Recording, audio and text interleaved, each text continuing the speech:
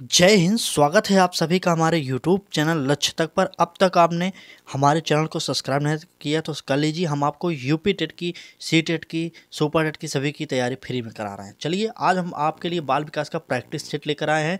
इससे पहले आप हमारे क्वालिफिकेशन देख लीजिए। हमने यूपी टेट को क्वालिफाई किया था, 1 साल और 3 परीक्षाओं को हमने क्वालिफाई किया। एक ये देख लीजिए, यूपी टेट 2021 में हमने क्वालिफाई किया है।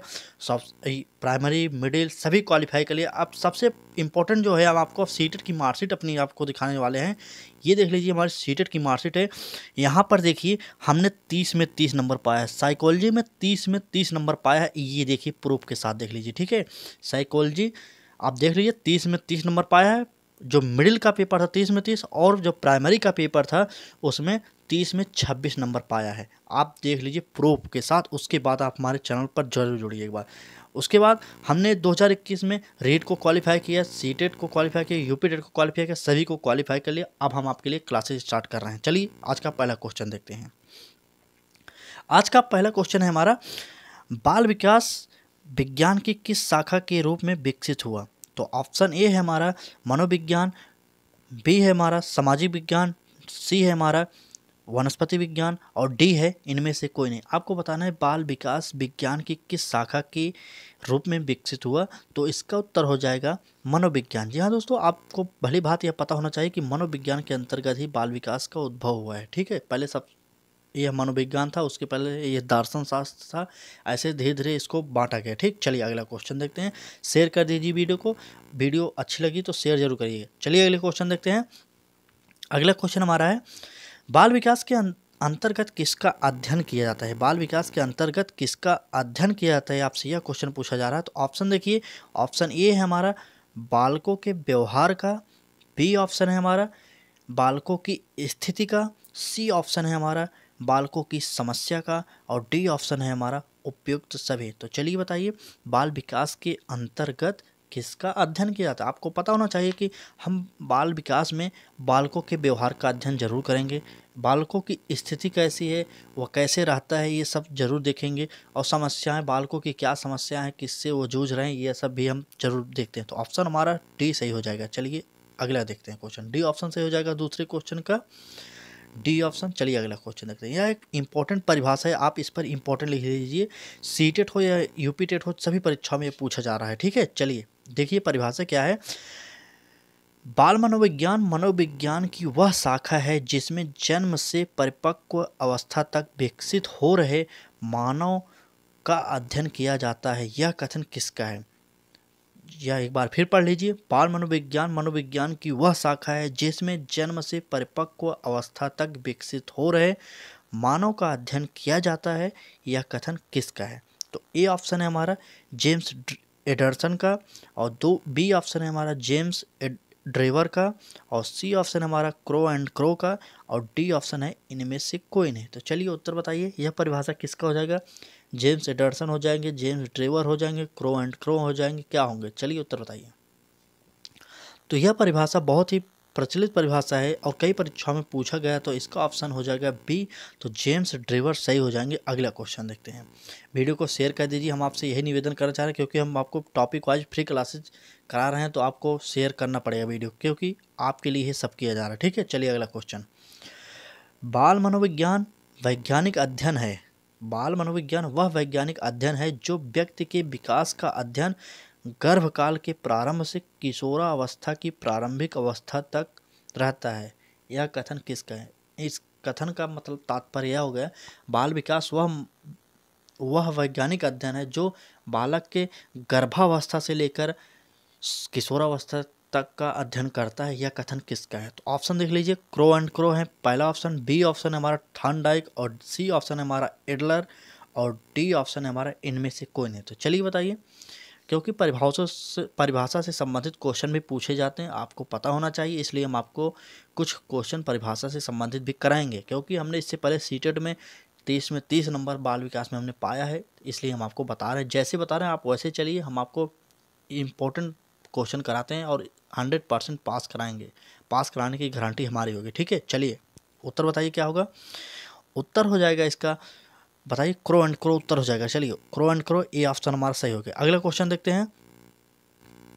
अगला क्वेश्चन, नेक्स्ट क्वेश्चन है हमारा, बाल विकास विषय के क्षेत्र के अंतर्गत शामिल किया गया है। बाल विकास विषय के क्षेत्र के अंतर्गत शामिल विषय सामग्री है। किस विषय का सामग्री कहा जाता है बाल विकास? चलिए, वातावरण, बालक की मानसिक क्रियाएं, बालक बालिकाओं का मापन, उपयुक्त सभी। चलिए बताइए क्या उत्तर हो जाएगा, उत्तर बताते रहिए आप लोग, क्या उत्तर हो जाएगा? तो इसमें उपयुक्त सभी हो जाएगा, इसमें कुछ बताने वाली बात नहीं। चलिए अगला क्वेश्चन देखते हैं। ठीक है, नेक्स्ट क्वेश्चन देखते हैं। व्यक्तिगत भेदों की दृष्टि से बाल विकास में किन तत्वों का अध्ययन किया जाता है? व्यक्तिगत भेदों की दृष्टि से बाल विकास में किन तत्वों का अध्ययन किया जाता है?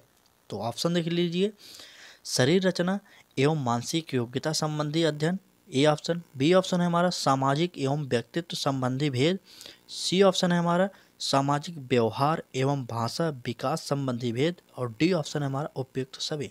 आपको पता होना चाहिए व्यक्तिगत भेदों की दृष्टि से बाल विकास में निम्नलिखित सभी तथ्यों का अध्ययन किया जाता है, क्योंकि शरीर और मानसिक योग्यता संबंधित भेद का अंतर किया जाता है, सामाजिक एवं व्यक्तित्व संबंधी भेद का भी अंतर किया जाता है, सामाजिक व्यवहार एवं भाषा विकास संबंधी भेद भी किया जाता है। तो डी ऑप्शन हमारा सही हो जाएगा, डी ऑप्शन। ठीक है, चलिए शेयर कर दीजिए एक बार वीडियो को। रोजाना एक इंपॉर्टेंट टॉपिक पर हम आपको क्लास प्रोवाइड करा रहे हैं। ठीक है, अभी हम बाल विकास की प्रैक्टिस सेट करा रहे हैं, ईवीएस की भी कराएंगे और सबकी हिंदी की भी करा रहे हैं, सब क्लास स्टार्ट हो गई है। ठीक है, चलिए अगला क्वेश्चन देखते हैं।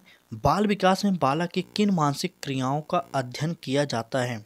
बाल विकास में बालक की किन मानसिक क्रियाओं का अध्ययन किया जाता है?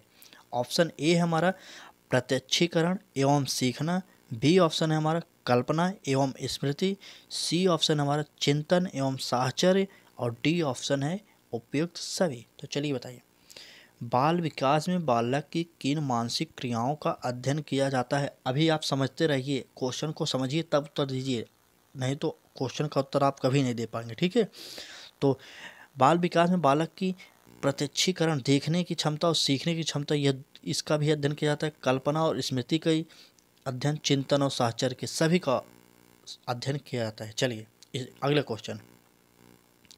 क्वेश्चन देखिए हैं क्या है। अगला क्वेश्चन है हमारा, बालक की अंतःक्रियाएं किस प्रकार की होती हैं? बाल विकास के अंतर्गत बालक से संबंधित ज़्यादा क्वेश्चन पूछे जाते हैं आपकी परीक्षा में, आपको पता होगा। ठीक है, नहीं जानते तो जान लीजिए, पहली बार दे रहे हैं तो निःशुल्क तैयारी करिए हमारे चैनल के माध्यम से, और बेफिक्र रहिए, तैयारी हम कराएंगे आपको। हमने इससे पहले सभी परीक्षाओं को पास किए, प्रूफ के तौर पर आपको मार्कशीट दिखा दिया। ठीक है, आप जुड़े रहिए हमारे साथ। चलिए ऑप्शन ए हमारा, बालक की अंतःक्रियाएं किस प्रकार की होती हैं, क्वेश्चन है। ऑप्शन ए हमारा सहयोग एवं व्यवस्थापन, बी ऑप्शन है हमारा सामाजिक संगठन व संघर्ष, सी ऑप्शन है हमारा तनाव व प्रतिरोध, डी ऑप्शन है उपयुक्त सभी। तो चलिए बताइए, बालक की अंतःक्रियाएं किस प्रकार की होती हैं? आपको पता होगा, इसमें भी सभी सही हो जाएगा। ठीक है, इससे कई क्वेश्चन बन सकते हैं, जैसे कि बालक की अंतःक्रियाएं निम्न में से कौन सी होगी? इसमें से एक ऑप्शन दे देगा, पहला ऑप्शन दे दिया और तीनों ऑप्शन चेंज करके दूसरा दे देगा। तो आपको सभी इंपॉर्टेंट जो फैक्ट हैं यहाँ पर ए बी सी सभी को याद करना होगा कि ये अंतःक्रियाएं होती हैं।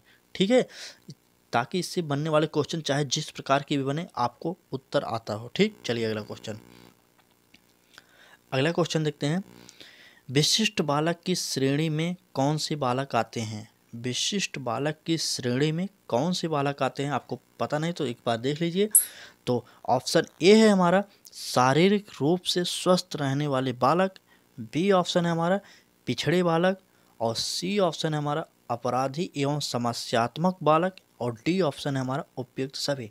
आपको नहीं पता तो आप जान लीजिए, क्योंकि प्रत्येक बालक विशिष्ट होता है, कोई बच्चा बेकार नहीं होता, सभी बच्चे के अंदर कोई न कोई प्रतिभा जरूर होती है, इसलिए बाल विकास के अंतर्गत सभी बच्चों को विशिष्ट बालक के अंतर्गत रखा गया। तो हमारा ऑप्शन डी सही हो जाएगा। ठीक है, चलिए डी ऑप्शन सही हो जाएगा। अगला क्वेश्चन, नेक्स्ट क्वेश्चन देखते हैं। बालक की व्यक्तित्व के विकास में महत्वपूर्ण भूमिका होती है। बालक के व्यक्तित्व के विकास में किसकी महत्वपूर्ण भूमिका होती है, आपको यह भी बताना है। तो चलिए देखते हैं क्या है। ठीक है, बालक के व्यक्तित्व के विकास में महत्वपूर्ण भूमिका किसकी होती है? तो चलिए, ऑप्शन ए हमारा शिक्षक, बी ऑप्शन है अभिभावक एवं परिवार, सी ऑप्शन है हमारा समाज, डी ऑप्शन है हमारा मित्र। तो इसमें से उत्तर हो जाएगा कौन सा, बालक पहले जन्म लेगा तो अपने परिवार के अंतर्गत आएगा, तो हमारा ऑप्शन ए सबसे बेस्ट हो जाएगा। ठीक है, ए बेस्ट हो जाएगा। वैसे तो सभी होते हैं लेकिन ए हमारा बेस्ट हो जाएगा। चलिए, क्योंकि उपयुक्त सभी नहीं है तो जो बी ऑप्शन है हमारा यह सही हो जाएगा। ठीक है, चलिए बी ऑप्शन अभिभावक, बी ऑप्शन यही सही हो जाएगा। बी ऑप्शन अभिभावक एवं परिवार सही हो जाएगा। अगला क्वेश्चन देखते हैं क्या है। अगला क्वेश्चन, बाल विकास में समायोजन के किन क्षेत्रों का अध्ययन किया जाता है। बाल विकास में समायोजन के किन क्षेत्रों का अध्ययन किया जाता है। ऑप्शन ए है हमारा पारिवारिक एवं संवेगात्मक समायोजन। बी ऑप्शन है हमारा शैक्षिक एवं स्वास्थ्य समायोजन। सी ऑप्शन है ए एवं बी दोनों। डी ऑप्शन है उपयुक्त में से कोई नहीं। चलिए उत्तर बताइए क्या हो जाएगा। बाल विकास में समायोजन के किन क्षेत्रों का अध्ययन किया जाता है। तो पारिवारिक एवं संवेगात्मक समायोजन का भी अध्ययन किया जाता है, शैक्षिक एवं स्वास्थ्य समायोजन, यह सभी का अध्ययन किया जाता है। तो ऑप्शन बी सी हमारा सही हो जाएगा। ए एवं बी दोनों सही हो जाएंगे। ठीक है, चलिए नेक्स्ट क्वेश्चन देखते हैं।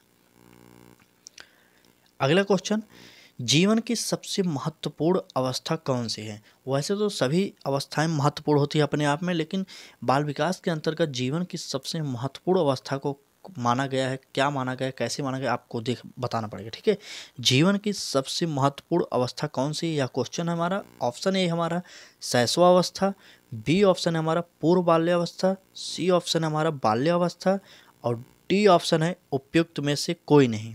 चलिए उत्तर बताइए क्या होगा। जीवन की सबसे महत्वपूर्ण अवस्था कौन सी हो जाएगी। तो शैशवा अवस्था जीवन की सबसे महत्वपूर्ण अवस्था हो जाएगी। चलिए अगला क्वेश्चन देखते हैं।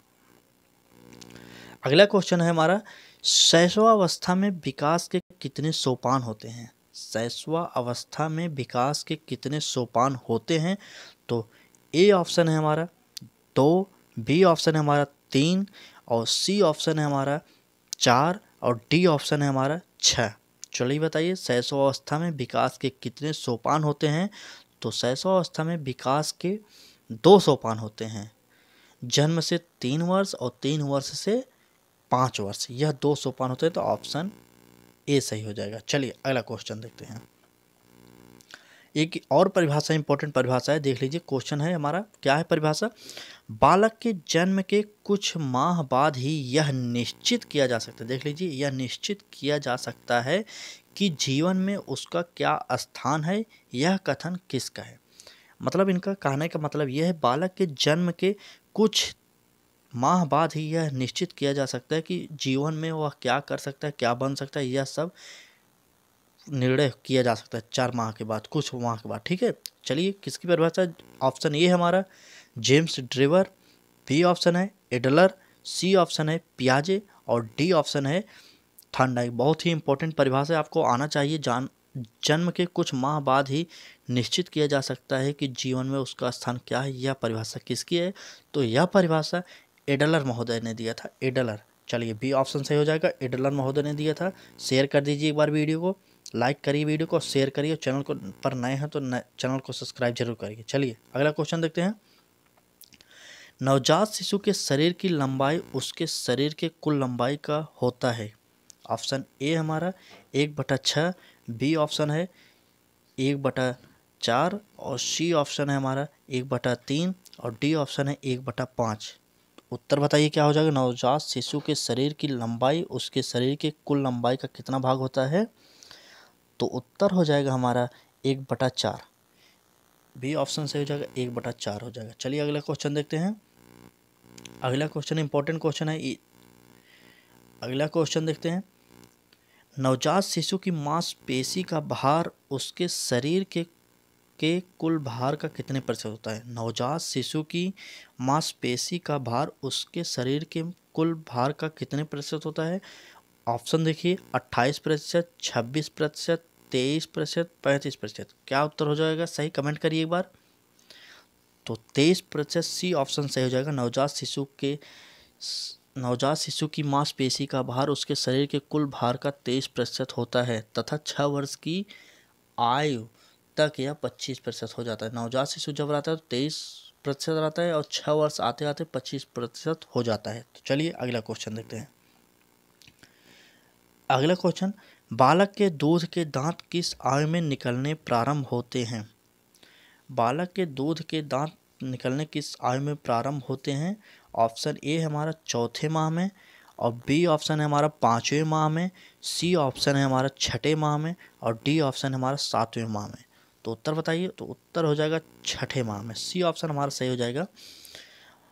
दूध के दांत लगभग 6ठे या 7वें माह में निकलने प्रारंभ हो जाते हैं। सबसे पहले नीचे के दांत निकलते हैं। जी हाँ दोस्तों, सबसे पहले नीचे के दांत निकलते हैं। ठीक, नीचे के दांत निकलते हैं।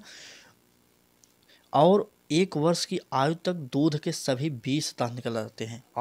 आपसे यह क्वेश्चन पूछा जाएगा कि 1 वर्ष में कितना निकलते हैं, तो 1 वर्ष में अगर आपसे पूछा जाए तो 1 वर्ष में सभी दूध के दांत लगभग निकल जाते हैं। ठीक है, सभी दूध के दांत निकल जाते हैं। तो कितने निकलते हैं? 20 दांत निकलते हैं। ठीक है, आप यह भी जान लीजिए, फैक्ट है कि हो सकता है पूछा जा सकता है। ठीक है, तो चलिए, यह क्लास कैसी लगी? अगर क्लास अच्छी लगी तो वीडियो को शेयर करिए, लाइक करिए हमारे चैनल को, और वीडियो पर नए हो तो चैनल को सब्सक्राइब जरूर करिएगा। चलिए, आज के वीडियो में बस इतना। कल फिर मिलेंगे एक नए टॉपिक के साथ। तो आज के वीडियो में बस इतना ही।